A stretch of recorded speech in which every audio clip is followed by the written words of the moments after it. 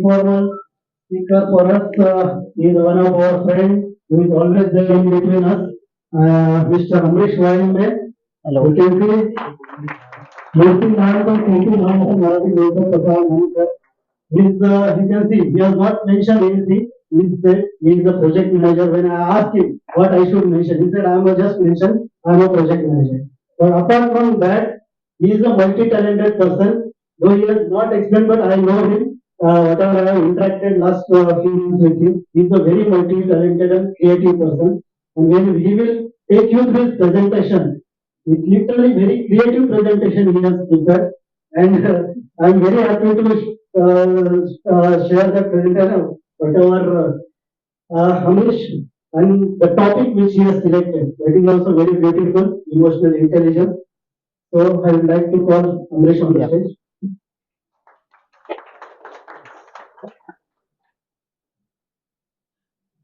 Uh, Thank you, Santosh, for the wonderful introduction. I was not expecting this basically. Will this continue my presentation? So basically, we have seen what Santosh just mentioned was under too much of stress when he was handling multiple things together, right? So that's the typical scenario we everyone is facing nowadays. The stress management becomes, a key challenge, whether it's a return to office, work from home, hybrid, whatever you call it, right? So that's why I thought like let's throw some light. It was learning for me as well because I personally went through a couple of courses on emotional intelligence. I read some scriptures, went through certain articles, and they typically, this emotional intelligence seems like, like what exactly it is in, right? So this will help you to work out with your stress as well. So with that, I would like to start having some insights on it basically. So this is just an overall agenda we will be going through. Which point? So these will be couple of topics that we will cover. So leave that. This is I was talking about this thing, right? The everyday scenario. We are tied with the clock, and we are just running with the even with the second hand, not even the minute or hour hand. Every single moment we are just running, which is creating certain stress in ourselves, whatever it might be. Emotional intelligence will allow you to work with your stress. Okay, so what exactly it means? What is emotional intelligence? Is it something like myself, everybody, or what else? So can anybody tell me what do you understand by the term emotional intelligence? Anyone?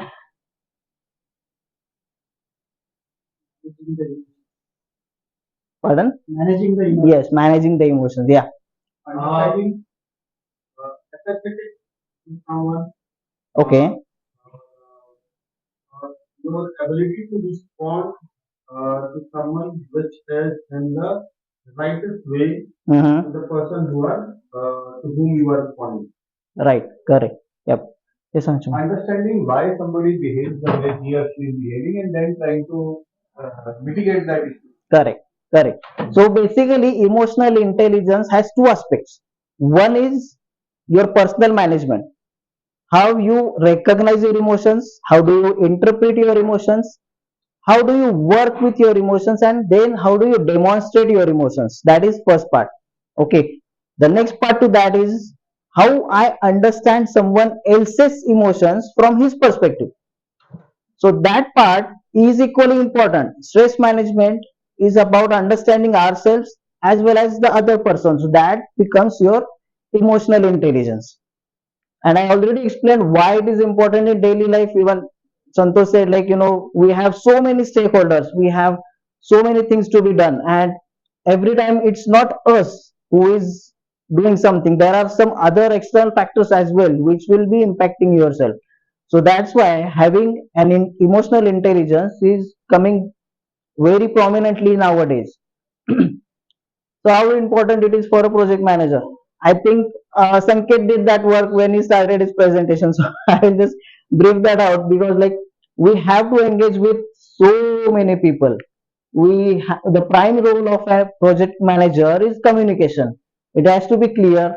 When we say a clear communication, we all know, we all have studied the PMBOK, we have all studied the communication model: sender, receiver, noise, transmission, noise. Again, when he's sending the feedback, again noise, communicate feedback, and again noise. So much of noise in the communication. That's why clear communication is so much emphasized in project management. Then effective listening: when we are going to client meetings or we are dealing with conflict management, we have to be very effective listener. If we are not listening effectively, we may miss up many points in it. We have to be empathetic. Then empathy, it means, like, we have to connect with our person. We'll go through details in couple of slides with this. Then we meet multiple people. We meet with our customers, we meet with our teammates, leadership, risk management teams, all those stuff. So again, these are all touch points which create uh, the emotional changes or ups and downs in overall life. Then we gradually we come down to the team dynamics, the day-to-day activity. Project has a start, project has an end. Every time the team is new, we form the team, we storm the norm, then perform, and then adjourn at the end. So every time when people are changing, we are going through all the things again and again. So that becomes a great challenge when we are doing these things. And of course, like, when we are progressing in our career, we are just not adding years to the experience, we are adding knowledge to the experience. So we have to develop ourselves as well as we have to develop our teams equally. Otherwise we become stagnant. So that's why, again, that becomes a part of getting more and more emotions, anxiety, and all those things, right? So we will now see what are the components of emotional intelligence. As I said, it has two components, two major. Let's break them down. First is self awareness. We should be aware of ourselves, our emotions, and the things around that emotion. Then we should be managing ourselves. That becomes the first part. Second part is social awareness. So what do you mean by social awareness? It's like, this is the external part which we have to understand. And then the third part is the relationship management. So we have the integration management in the project management. So this is like the integration management part. So I'll go with the self awareness and self management first. When we talk about self awareness, the first thing is we must recognize our emotions. It's very first step for this particular journey. I will say it's a journey, it's not a one day solution. It's definitely a journey. So there are so many situations where we have ups and downs, and you can see the social media. It's a simple thing. Some small thing will happen. A thought will come in your mind. You will pick up your phone. You will go to social media. Either it's YouTube or LinkedIn. Wherever you go, you spend lot of time in it. You are not aware of it. And after half an hour, or let's say 10 minutes, 20 minutes, half an hour, you may see, oh my god, I lost my half an hour in it, but I was working on something else. So then you become aware and then you come back to your work. Sometimes it may happen, you go through a traumatic situation, some minor trigger comes and you go to the past and start dwelling in the past, and your mind starts spinning and spinning. You spend hours in that.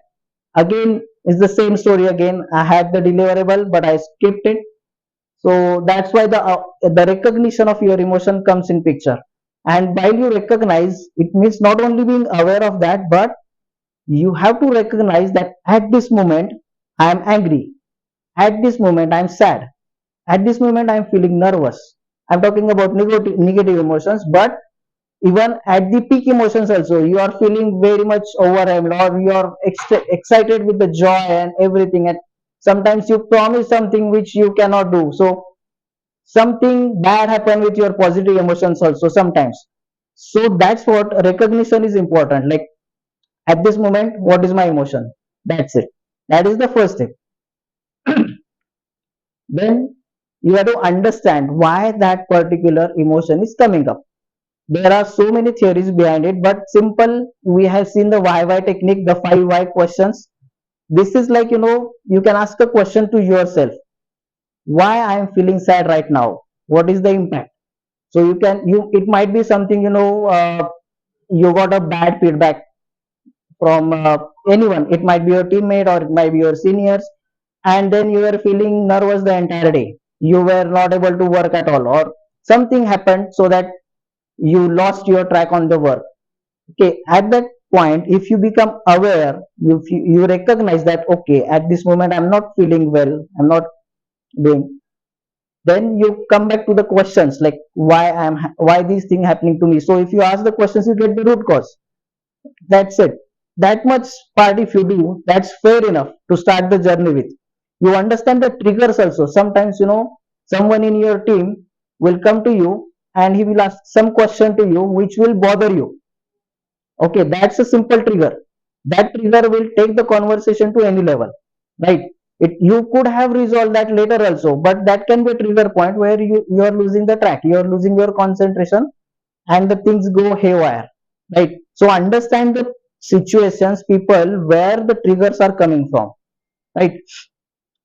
And then the most important is the self reflection. These things do not come overnight, and the first step which I mentioned about recognition, that is the most difficult step to start with, because being present at this particular moment, I don't know what my emotions are.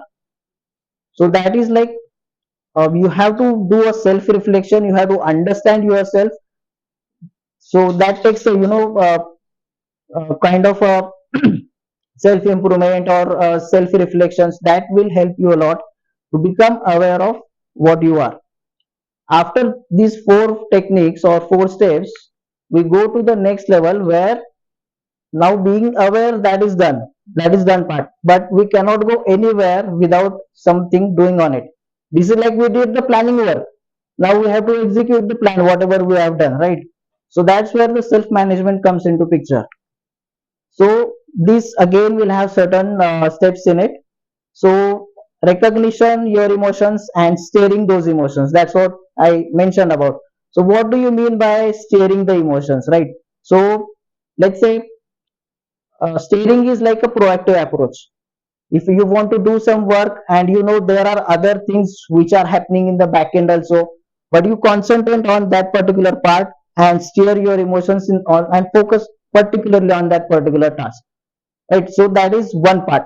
Another is emotional regulation. Now what happens is, when you have a negative emotion which you are dealing with and you want to come out of that situation, so I will explain one of the simple technique. You replace the negative emotion with a positive emotion intentionally. That is what emotional regulation is. You are feeling nervous, sit down for some time, analyze what is happening, take a call, prioritize your work, whether your negative emotion is that important or what work you are doing that is important. Do the analysis, prioritize, and if you say like, no, this is just consuming my, I am just wasting my time, so you pull yourself out of that particular emotion, take some time, replace that with a positive emotion, get into an execution phase, and start working on the real task which you are dealing with. And while doing these two, it's always a challenge because there are ups and downs. You may face a lot of challenges while recognizing yourself at that particular moment, right? So your passion, your dedication, and your positive attitude will take you through that particular situation, and you can start learning these things like on the go, or that will become very much routine to you, right?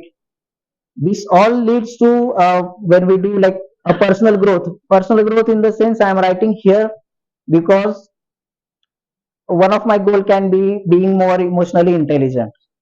So when I talk about personal growth, it can be, once you start practicing these tools in your day to day life, you will find that before 15 days you are getting triggered with some particular situation and you used to waste the time, but now you are aware of the situation, you can come out of it, and you move ahead of it. So you can put a scale to yourself. You can do a SWOT analysis also. What are my strengths? What are my weakness? What triggers trigger me a lot? You can prioritize your triggers as well. right? So you put your goals and then you can analyze like how progress you are doing. And while doing this, it is important that you keep your goal fixed, and if required, you calibrate or change your path while achieving these particular scenarios. It's not like, it cannot happen with a single path. There can be failures on the road as well. So it's important to keep yourself flexible while executing that path. And definitely when you do this, you are going to face challenges. That's very true. So how you come back from the challenge is the most important part. You uh, let's it is said like, if you want to build any habit, you have to continuously keep doing that for 21 days at least, right? So you can take this as a journey, put it for 21 days plan, put it on 21 days plan, and see what changes you are seeing. And definitely if you feel you are going through so many problems and that thing, then you can change your tools and techniques. I will share a few tools and techniques also, but that's what will happen. And as I said earlier, like when we have the goal in place, we have to definitely reach. This is because this is coming to a very personal level. This is like a stress management of your own. So definitely, when you reach there, you yourself find very calm, very quiet, very much content in that particular moment, and make the decisions in your day-to-day life. So that is why the goal is important, and whatever around it goes, that has to go through a certain plan, and you should be flexible enough to make the changes to your plan. So this is the overall path you can use, and I will explain few tools and techniques over here. First being mindfulness. This is like one of the most talked as well. People know very much about it, but I will still emphasize on that because this has a great impact everywhere. Mindfulness is being aware of one particular moment at this present. So you have to be 100% present in the moment. That is what mindfulness is. And there are several techniques around it. You can take meditation. People typically, for me, meditation has a different definition, but we say like you sit for 15-20 minutes and you see your mind settling down and you meditate on something. Some people will meditate on sound, some will be meditating on something else, but for me meditation is basically being present in the moment 24 hours 7 days. Whenever I'm aware, I should know what I'm doing. So that is what meditation is. I have not reached that state, but I want to reach it there. So that is one of the thing. Another is simple thing what you can do, and I do that a lot. Whenever you park your vehicle and you're coming to your office, don't look at your phone, count your steps. How many steps does it take to go from your vehicle to your desk? That's it. That's mindfulness. You just count your step, you don't do any other activity. What it will do, it will start bringing you from other thoughts into that particular concentrated thought. That is what is most important. So that is another technique. So just couple of techniques just I explained. Then when you are stressed out completely in your work, you we become like the silkworm. We are stuck there. We don't get out of it at any cost, right? So what we should do is there is a technique called as focus and defocus. Okay, that's what I call that as a short breaks. In this focus and defocus, the mind will relax for short period of time and it will come back to the problem again. Let's say I know I'm doing some work which is going to consume the entire day, 8 hours, uh, and I have to do it whether I like it or I don't like it. I have to get some reports done and all that things. But if you take some short breaks, it doesn't mean you have to go to social media. Okay, what it means is you try certain techniques such as deep breathing, take yourself out of the situation, go for a walk, small walk. It can be 5-10 minutes walk, or just if you are working from home, just get out of intentionally get out of your seat, make yourself a tea or coffee, whatever, but you do it yourself. Okay, again, because cooking is also kind of a mindfulness technique. If you see, like if you cook, it is something you have to put your 100% over there, otherwise something will happen, right? especially for those who are new to cooking, right? So yeah, these kind of techniques you can use, and use a technique called as focus and defocus that will help you to uh, calm down to a certain level, and will have more effect on your concentration level. Then next is adaptability. As I said, like I have to I know I have to do some work for the entire day, and I have to multitask as well. There are client meetings, team meetings, and still I have to do the report. So we get stressed out most of the time. Array, this is my priority, but I have to do this. What can I do? So instead of that, keep a positive attitude, be adaptable, be very flexible, and accommodate everything in your plan.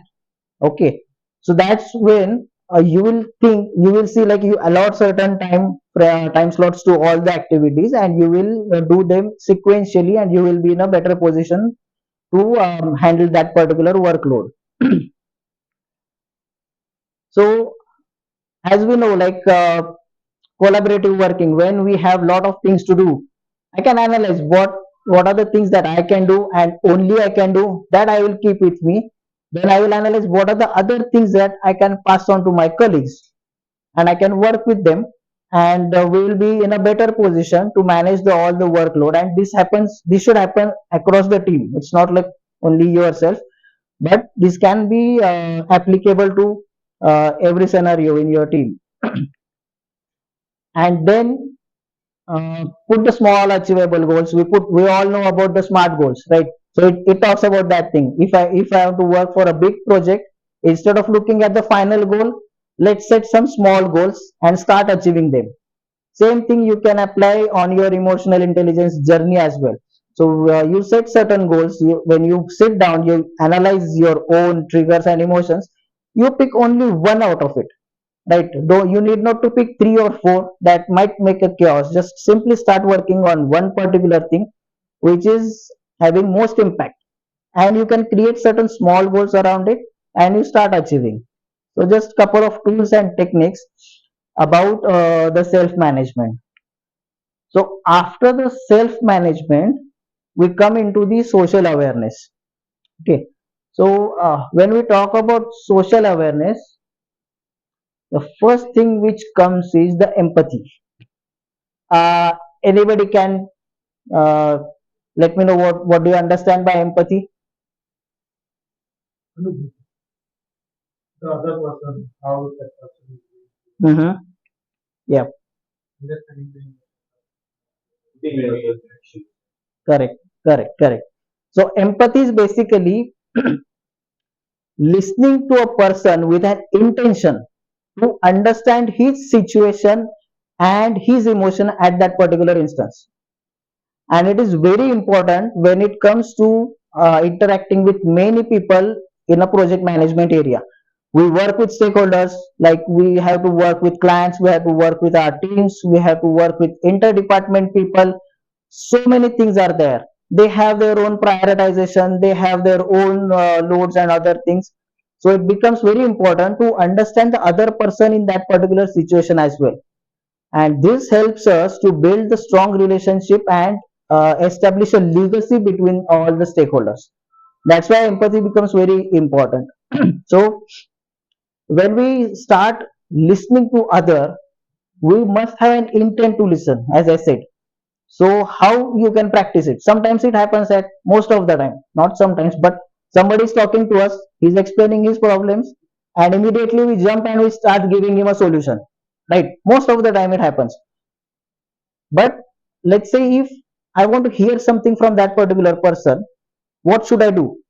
The thing is, I should ask a question to myself at that particular moment. Here where the recognition and awareness comes into picture.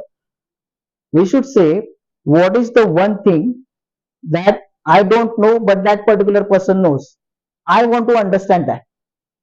If you have that intent, then only you can establish a good connection between you and the other person. You get connected with him and you have a better communication. So that's what the empathy means. Like it's like it takes a lot of time to practice, because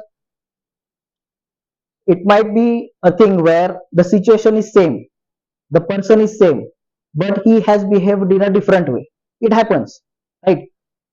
Even it happens with us also, like the situation was same, but the reaction I gave is different, altogether different. It happens because at that particular moment our emotions are at different stage. In one moment I might be calm and quiet, so I gave a perfect solution. In another moment my emotions were, I had a storm in my mind, and I didn't listen to that particular person, and I started giving my responses, right? So that is where we have to listen to the person, we have to find his values, and then we can make a better connection with that particular person. That's what the empathy is. Then when we talk about the social awareness, these are the things about our company, our team, the client, the stakeholders, and all the external things. So one of that is the organizational dynamics. So we must know the culture of our companies, how certain departments behave, what are the things that have to be taken care, because it may happen that there are no stated rules, but you have to follow those rules. All things cannot be in black and white. So there we have to understand the organizational culture and the dynamics happening inside it. The other part is, or the next part is, we have to see what are the market dynamics, how they are impacting our own organizational dynamics, and how those dynamics are impacting my team, right? So that is also an important aspect. So we should be aware of all these things. Then what we can do, why this is important, is for any project manager, his team and the team's goals must be aligned with the organizational goals. That will make the project success, and you will start getting more and more successful deliverables as well. If they are not so aligned, then there will be friction between everything, right? So that's why organizational awareness is an important thing. Now I talked about this already, seeing others with clarity, right? But again here, the one more thing, like when we deal with people, we have to understand their personalities, their preferences as well. So that's why we have to be aware of this part also when we are dealing with the external things. And then of course we must know all the emotional boundaries. Even if we talk about empathy and we practice the empathetic listening and all that stuff, but still we should know the boundaries, where I should stop, where am I going too much into his area, am I getting into his personal space. So we must understand those boundaries as well, and we should be stopping us from getting into their personal zones. uh, this, like, once we are done with the social awareness, as I said, this is the integration management part. So that comes the relationship management. It's almost like we are almost at the end of the things. So when we I'm just taking few examples of day to day life in a project manager. Okay, so when we have developed our teams, we have to develop the other resources as well. So when we are setting certain goals for that particular resource, typically what we do is, whatever we think, we give that person as a goal, and he may not be interested in achieving that particular goal. We might want someone to learn a new domain into AI, but he said, no, I don't want to get into that. I am okay with whatever I'm doing, right? So when we have to develop that particular person, we should understand his area of interest also. It should be like a pull system, not like a push system. Push system will definitely not work in these kind of scenarios. So typically what we should do is, we should be asking that particular person, what is your area of interest? How can I help you to get into that? You can get into a role, kind of a mentorship role, and then you can ask that person few questions so that he can come up with his own area of interest, develop his own plan, and you can help him to achieve it, right? That's where the empathy will be playing a role prominently. Then comes the honesty. Like, sometimes, I don't know sometimes is the word or not, but project is running high on the schedule side, right? Sometimes, or many times, I don't know, but it happens. and we try to hide that. What we try to do is we try to burn out our team. We ask a person to work on weekend. We ask to stretch his schedule and get the things done. But if you are being an honest, uh, if you let your leadership know that this is what is happening, and there are certain reasons behind it because of which the schedule is getting delayed, and I need your help in this scenario. So it may happen that they will immediately look at the problem. If it's like, we can split the work into multiple resources, add few resources to your project, that might be possible, right? So being an honest will help you, your team and management know that you are doing the work in a correct way. And going next step to that, you can also discuss with your client what is happening. Because of certain, it might happen that the client has given certain scope changes, and because of his schedule is getting delayed. So be honest, tell the client that because of this particular thing we had this impact analysis, and because of which this is the action item that we are taking. We are adding few resources on the project, try to get it on time. So being honest will always help you to build the relationships. And most of the time we deal with this, the conflict resolution. So when you do the conflict resolution, we try to reach the win-win stage. So when you now, let's say, since we have seen certain tools and techniques, you can use that and try to come up with a new approach to a conflict resolution. It might be sometimes happen that we are compromising the solution. We are just asking a person, hey, you take this and do what I am saying to you. But there might be his side also. So try to understand, come to a win-win situation, and then you use certain tools and techniques. Have your emotional intelligence in place so that that person can, you and that person can be in a good relationships. So these are practical scenarios. I think I explained most of them. We know we have the team burnout, and we go through multiple situations when the team burnouts happen, right? So when it happens, typically if you acknowledge the hard work that they are doing, they the team feels like, oh, he is not only asking us to do certain things for sake of doing, but he is also recognizing us. And if you recognize your team in front of the management, that is like one of the wonderful thing that you can do. uh, if required, let's arrange few more resources, then try to alter the project timeline. These are typical things we already do, but we can do those with an intention, right? Instead of just doing it, just do that with an intention, so that will help. Then team conflict, it always impacts the collaboration between the entire team. Sometimes there will be just two resources who are not accepting their responsibilities, or they have their own conflicts in between, right? So these can be tools or techniques which you can use. They hold the individual meetings, understand their perspective empathetically, not only for the sake of understanding, okay?